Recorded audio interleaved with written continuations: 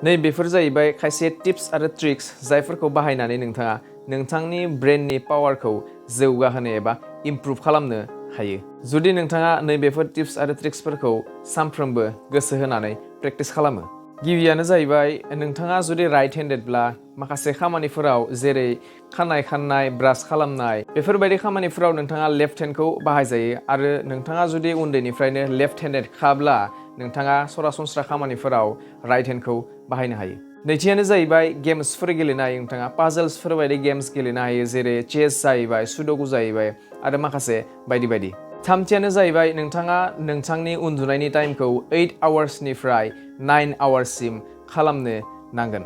ब्रेननि पावारखौ बांहोनो एबा इमप्रुभ खालामनो थाखाय नोंथाङा नोंथांनि जानायनि खाजायाव गोथां मैगं थाइगं, ना, जोगोनारनि बेगर, साहा, कफि, वालनाट्स, दाउदै बायदि रोखोमनि जामुंफोरखौ नोंथाङा दाजाबदेरनानै लाजायो। आरो लास्टआनो जाहैबाय नोंथाङा गोसो होनानै सावगारिफोरखौ बोजायो एबा आखिनो हायो।